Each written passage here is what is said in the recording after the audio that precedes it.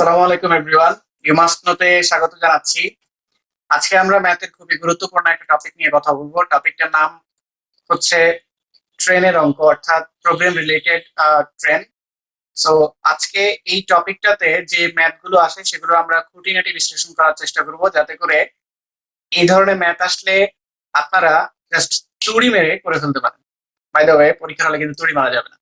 So আজকে আমরা মূলত যে চার এই টপিকের উপর চার ধরনের ম্যাথ আসে, সেটা হচ্ছে conversion, time and distance, train and object and theory of relativity. So আজকে আমাদের এই ভিডিওতে আমরা মূলত প্রথম এই তিনটা টপিক নিয়ে আহ, বোঝানোর চেষ্টা করব, এবং থিওরি অফ রিলেটিভিটি নিয়ে আমাদের পরবর্তী পার্টে আলোচনা থাকবে। সো প্রথমেই চলে আসি, কনভার্সন বা রূপান্তর বিষয়টা কি। ট্রেনের যে ম্যাথ গুলো আসে সেখানে অনেক সময় যে আমাদের যে গতিবেগটা কিলোমিটার পার আওয়ার দেয়া থাকে, মিটার পার সেকেন্ডে নেওয়ার প্রয়োজন হতে পারে, অথবা মিটার পার সেকেন্ডে দেয়া থাকে, কিলোমিটার পার আওয়ার নিতে হতে পারে। কিন্তু এইটা আমরা যদি একটা খুব ছোট একটা ট্রিক্সের মাধ্যমে শিখে নিই, তাহলে জাস্ট কয়েক সেকেন্ডের মাধ্যমে কিন্তু আমরা এই গতিবেগটা বের করে ফেলতে পারবো। তো চলুন আমি এখন সেটাই দেখাবো, কিভাবে কিলোমিটার পার আওয়ার থেকে মিটার পার সেকেন্ডে নিতে হবে, এবং মিটার পার সেকেন্ড থেকে কিভাবে কিলোমিটার পার আওয়ার নিতে হবে। সো সেইটা করার জন্য যে আমাদেরকে কিলোমিটার পার আওয়ার থেকে মিটার পার সেকেন্ডে নেওয়ার জন্য যেই গতিবেগটা দেওয়া থাকবে সেটাকে আমরা 5/18 দ্বারা মাল্টিপ্লাই করে দিব, এবং মিটার পার সেকেন্ড থেকে কিলোমিটার পার আওয়ারে নিতে হলে যে গতিবেগটা দেওয়া থাকবে সেটাকে আমরা 18/5 দ্বারা মাল্টিপ্লাই করে দিব। কারণ সেটা যদি আমরা একটু এখানে মান বসানোর চেষ্টা করি, যেমন ধরেন যদি এমন কোনো অঙ্ক থাকে যে বলা হচ্ছে যে কোনো গাড়ির গতিবেগ, সাপোজ আমরা ধরে নিলাম 36 কিলোমিটার পার আওয়ার, কোনো ট্রেনের গতিবেগ। সো এইটাকে যদি বলা হয় যে মিটার পার সেকেন্ডে কিভাবে প্রকাশ করব, জাস্ট এই 36 কে আমরা 5/18 এর সাথে মাল্টিপ্লাই করে দিব। তাহলে আমরা দেখতে পাচ্ছি 2, that means 10 metre per second হয়ে গেল। খুব ইজিলি, জাস্ট কোনো কষ্ট ছাড়াই আমরা কিন্তু বের করে ফেললাম। একইভাবে আমরা এখন দেখি, যদি মিটার পার সেকেন্ডের মানটা 10 মিটার দেওয়া থাকে তাহলে সেটা কিভাবে আসে। 10 মিটার 10 এর সাথে আমরা তখন গুণ করবো 18/5। সো এটাকে আমরা 2 দ্বারা ডিভাইড করলে কিন্তু 18 into 2, that means 6 kilometre per hour পেয়ে গেলাম। তো আশা করি আপনাদের এই ট্রিকের মাধ্যমে এখন আপনারা যে কোনো ধরনের গতিবেগের এটাকে কনভার্সন করতে পারবেন। তো এবার আমরা কথা বলবো মূলত টাইম অ্যান্ড ডিস্টেন্স নিয়ে। সো টাইম অ্যান্ড ডিস্টেন্স নিয়ে বলতে হলে যেটা করতে হবে সেটা হচ্ছে একটা জাস্ট সূত্র মনে রাখতে হবে। এটা আসলে আমরা জেনারেল লাইফে অনেক ব্যবহার করেছি, তারপরও লেখার জন্যই লিখছি যে স্পিড ইকুয়াল, আমরা জানি ডিস্টেন্স ডিভাইডেড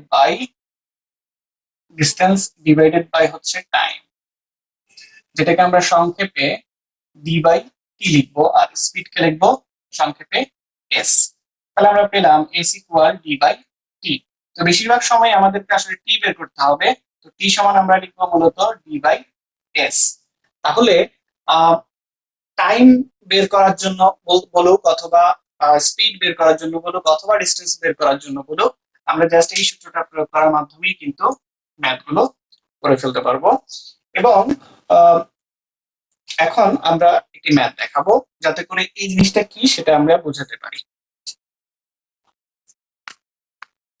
সো এইখানে আমি একটা ম্যাথ লিখেছি, train is 200 metre long, runs at 50 metre per second, find time. আর টাইম কত লাগে? আচ্ছা, একটু বলে রাখি, সেটা হচ্ছে এখানে 200 metre, train is 200 metre long, তার মানে ট্রেনের লেন্থ দেওয়া আছে নাকি, এল ইজ ইকুয়াল 200 মিটার, এবং আমাদের গতিবেগ স্পিড দেওয়া আছে 50 মিটার পার সেকেন্ড। তো মনে রাখবেন যে ট্রেন রিলেটেড ম্যাথ গুলোতে, এই ধরনের ম্যাথ গুলোতে মূলত লেন্থ বলতে আসলে ডিস্টেন্স কেই মিন করে। সো এখানে এটাই আমাদের কিন্তু ডিস্টেন্স অর ডি। তাহলে আমরা এই সূত্র এখন প্রয়োগ করি। আমাদের টাইমের সূত্র টি ইজ ইকুয়াল হচ্ছে আমাদের d by s. So d হচ্ছে 200 মিটার ডিভাইডেড বাই এস হচ্ছে 50। তো আমরা যদি কেটে দিই তাহলে 4 পাচ্ছি। So 4 second. হয়ে গেল আমাদের উত্তর। সো এইভাবে আমরা এই ছোট্ট একটা সূত্রের মাধ্যমে জাস্ট এই ধরনের ম্যাথ গুলো কিন্তু খুব অনায়াসে করে ফেলতে পারবো। সো এইবার আমরা কথা বলবো মূলত ট্রেন অ্যান্ড অবজেক্ট যে টপিক সেটা নিয়ে, যেখানে আমরা জানি ট্রেন অ্যান্ড অবজেক্টের মধ্যে দুই ধরনের ম্যাথ আছে। সেটা হচ্ছে একটা হচ্ছে ট্রেনের সাথে অবজেক্ট হিসেবে থাকতে পারে কোনো মানুষ, কোনো পোল, অথবা কোনো ট্রি, এবং আরেকটা থাকতে পারে কোনো ব্রিজ অথবা প্ল্যাটফর্ম থাকতে পারে, অথবা কোনো টানেল থাকতে পারে। সো এই দুইটার ক্ষেত্রে কিন্তু আমাদের হিসেবটা, স্পিড বা গতির হিসাবটা কিন্তু একটু ভিন্ন হবে। আমি সেটাই দেখানোর চেষ্টা করব। প্রথমে আসি ম্যান, পোল অর ট্রেনে। অর্থাৎ একটি ট্রেন যদি কোনো গাছকে অতিক্রম করে, অথবা কোনো খুঁটিকে অতিক্রম করে, অথবা কোনো মানুষকে অতিক্রম করে, সেক্ষেত্রে আসলে ব্যাপারটা কি ঘটে। ধরে নিন এই হচ্ছে আমাদের একটা ট্রেন, এবং এখানে একটা গাছ রয়েছে, এই গাছটাকে তার যদি অতিক্রম করতে হয় তাহলে কি করতে হবে? তাহলে মূলত যেটা করতে হবে এটা হচ্ছে এই ট্রেনটার এই যে পেছনের অংশটা, জাস্ট এই যে পেছনের অংশটা, এটা এইখানে যখন আসবে তখনই আমরা বলতে পারবো, অর্থাৎ ট্রেনটার যখন অবস্থানটা এইটা হবে তখনই আমরা বলতে পারবো ট্রেনটা এই গাছটাকে বা পুলটা বা খুঁটিটাকে মূলত অতিক্রম করেছে। তার মানে ট্রেনটা মূলত অতিক্রম করতে হয় তার নিজেরই কিন্তু দূরত্বটা, অর্থাৎ তার এখানে এলটাই কিন্তু এখানে ডি হয়ে যাচ্ছে। সো ঠিক আগে যেখানে ছিলাম আমরা, যে সূত্রটা s is equal d by t, সেটাই হচ্ছে আমাদের এল বাই টি। এটাই আমাদের মানুষ, খুঁটি, কিংবা কোনো তারের ইয়ের ক্ষেত্রে, গাছের ক্ষেত্রে জাস্ট এই ফর্মুলা। আর আমরা যদি কোনো ব্রিজ, প্ল্যাটফর্ম বা টানেল নিয়ে কথা বলি, সেক্ষেত্রে একটু ভিন্ন। আমি একটু ব্যাখ্যা করার চেষ্টা করি। যেমন হতে পারে এই হচ্ছে ট্রেন আমার, এবং এই হচ্ছে আমার প্ল্যাটফর্ম। এখন ওকে, এখন আমার যদি এই ট্রেনটার দৈর্ঘ্য হচ্ছে অবশ্যই L1 ধরে নিলাম, এবং ট্রেনটার একটা গতি রয়েছে, সো ট্রেন, আর এইখানে যে প্ল্যাটফর্ম বা টানেল বা ব্রিজ রয়েছে সেটার আমি দৈর্ঘ্যটা ধরে নিলাম L2। তাহলে দেখুন যখন এই ট্রেনটা এই টানেলটাকে পুরোপুরি ভাবে অতিক্রম করবে, তখন আসলে ট্রেনের এই যে শেষ অংশটা, পেছনের অংশটা মূলত এইখানে আসতে হবে। তার মানে তখন মূলত ট্রেনটাকে এই অংশ এবং পুরো ট্রেনের যে অংশটা, অর্থাৎ L1 প্লাস L2 দূরত্ব অতিক্রম করতে হচ্ছে। সো তাহলে আমাদের যে সূত্রটা, এখানে আমাদের স্পিড সমান যে ডি বাই টি ছিল, এখানে ডি বলতে আমাদের কিন্তু L1 প্লাস L2, আর নিচে হচ্ছে টি। সো প্ল্যাটফর্ম, ব্রিজ কিংবা টানেলের বেলায় আমাদের কিন্তু সূত্রটা একটু চেঞ্জ হয়ে গেল। অর্থাৎ জাস্ট আমাদের দুইটা যে দৈর্ঘ্য সেই দুটাই কিন্তু যোগ হবে। সো এবার আমরা কিছু ম্যাথ দেখে নিব, যাতে করে এই দুইটা জিনিস আপনারা একদম ক্লিয়ারলি বুঝে যান। সো আপনারা দেখতে পাচ্ছেন এখানে আমি দুটো ম্যাথ লিখেছি। প্রথমটা হচ্ছে 120 মিটার লম্বা একটি ট্রেন ঘন্টায় 54 কিলোমিটার বেগে চলে। তার মানে এটা হচ্ছে আমাদের স্পিড দেওয়া, এবং এটা হচ্ছে ট্রেনটির দৈর্ঘ্য। চলে কত সময় একটি খুঁটি অতিক্রম করবে। আমি আগে বলেছিলাম খুঁটি অতিক্রম করার ক্ষেত্রে শুধুমাত্র তার ট্রেনের দৈর্ঘ্যটাকেই কি করতে হবে, ট্রেনের যে দৈর্ঘ্য সেটাকে অতিক্রম করতে হবে। তো এখানে একটা জিনিস খেয়াল করতে হবে, সেটা হচ্ছে আমাদের এখানে এটা আছে কিন্তু গতিবেগটা কিলোমিটার পার আওয়ারে আছে, কিন্তু আমাদের দৈর্ঘ্য হচ্ছে মিটারে। সো আমাদের যার কারণে কিলোমিটার পার আওয়ারটাকে প্রথমেই আমাদের মিটার করে ফেলতে হবে। সো আগের নিয়ম, এই যে স্পিড, অর্থাৎ স্পিড এস এস ইকুয়াল হচ্ছে আমাদের 54 কিলোমিটার পার আওয়ার, কিলোমিটার প্রতি ঘন্টা। সো এটাকে আমরা আসলে 54 সাথে যদি 18/5 দ্বারা গুণ করে দেই, তাহলে আমরা কিন্তু মিটার পার সেকেন্ড পেয়ে যাব। সো আমরা পেয়ে গেলাম এটা যদি 3, তার মানে 15 মিটার প্রতি সেকেন্ড। তার মানে গতিবেগটা পেয়ে গেলাম এস পেয়ে গেলাম। তাহলে আমাদের এখন বের করতে হবে হচ্ছে কত সময় টি বের করতে হবে। সো আমরা জানি টি সমান, আমরা জানি d by d by S.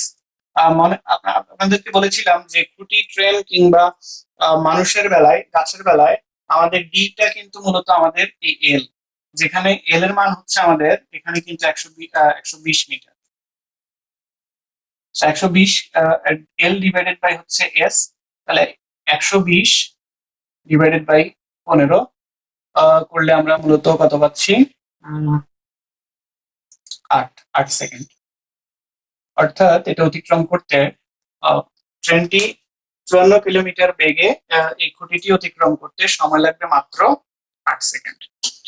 এইবার আমরা দেখবো মূলত এইটা যে যেখানে একটি ট্রেনের গতিবেগ ঘন্টায় 72 কিলোমিটার, ট্রেনটির দৈর্ঘ্য দেওয়া আছে 180 মিটার, 80 মিটার হলে 320 মিটার দীর্ঘ একটি প্ল্যাটফর্ম। খেয়াল করেন এখানে কিন্তু প্ল্যাটফর্ম অতিক্রম করার কথা বলা হচ্ছে এবং ট্রেনটিরও দৈর্ঘ্য দেওয়া আছে। এখানে ট্রেনটির কত সময় লাগবে? একই জিনিস।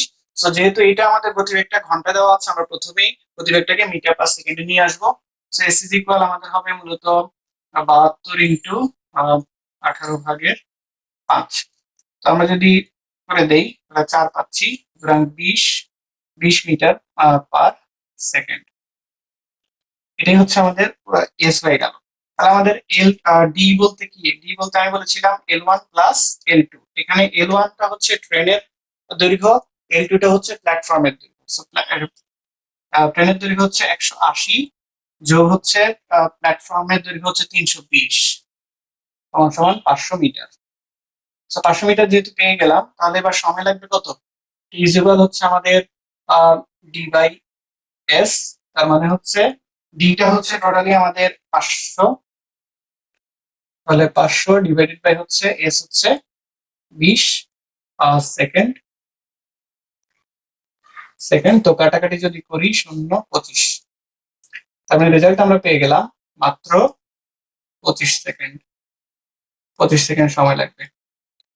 সো এই যে দেখুন আমরা খুব ইজিলি কিন্তু এত সহজভাবেই কিন্তু অঙ্কগুলো আসলেই করে ফেলতে পারি। আশা করি আপনারা এই তিনটা জিনিস, কনভার্সন, টাইম এন্ড ডিস্টেন্স এবং ট্রেন এন্ড অবজেক্ট, এই তিনটা টার্ম অর্থাৎ ট্রেনের মধ্যে যে তিনটা টপিক, এটা খুব ভালোভাবে আপনারা বুঝতে পেরেছেন। সো কমেন্ট বক্সে জানান আপনাদের কেমন লেগেছে এবং কোনো সমস্যা হলে সেটাও জানান। সো আজকের জন্য এই পর্যন্তই। ভালো থাকুন, সুস্থ থাকুন, ইউ মাস্ট নো এর সাথে থাকুন। আল্লাহ হাফেজ, আসসালামু আলাইকুম।